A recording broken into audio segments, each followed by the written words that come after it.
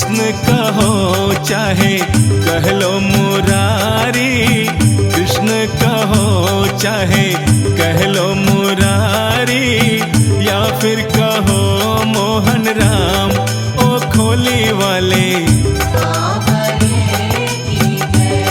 नीले घोड़े वाले,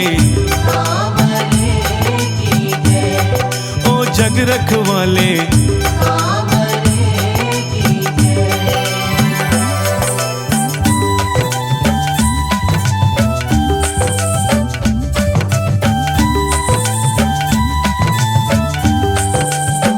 पर्वत के ऊपर तेरी खोली बनी है, पर्वत के ऊपर तेरी खोली बनी है, जिस पे विराजे मोहन राम ओ खोली वाले,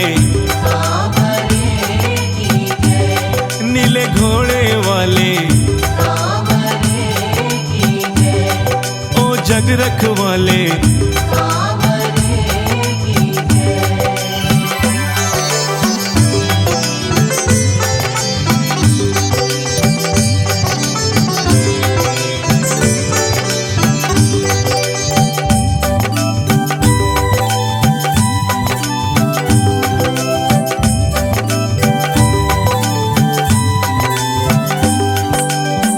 फागुन की डोज तेरा लगता है मेला, फागुन की डोज तेरा लगता है मेला, जाने ये दुनिया तमाम ओ खोली वाले,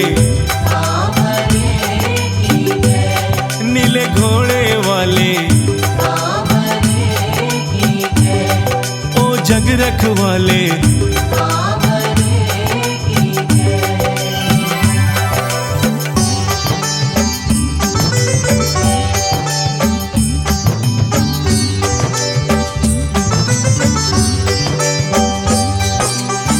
चौबीसों घंटे तेरा जगता है धूना, चौबीसों घंटे तेरा जगता है धूना, पावन रहे तेरा धाम ओ खोली वाले,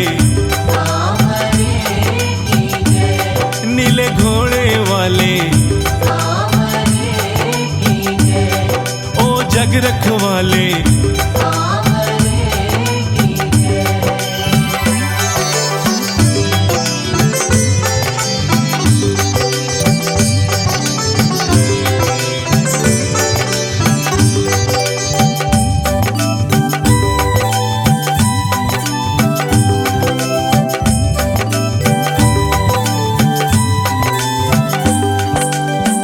जोहड़ की मिट्टी जो भी छटवा के आया, जोहड़ की मिट्टी जो भी छटवा के आया, उसके संवर गए काम ओ खोली वाले, नीले घोड़े वाले, ओ जग रखवाले।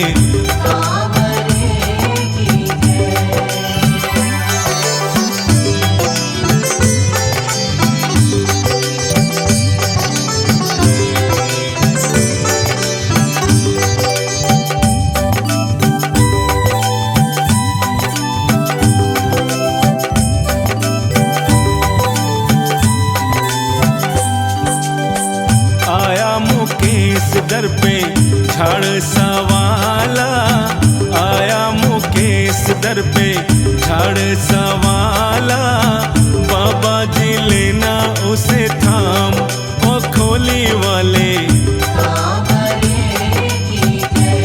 नीले घोड़े वाले,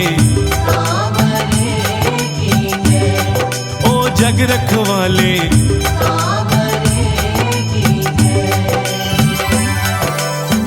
कृष्ण कहो चाहे कह लो मुरारी, कृष्ण कहो चाहे कह लो मुरारी, या फिर कहो मोहन राम ओ खोली वाले,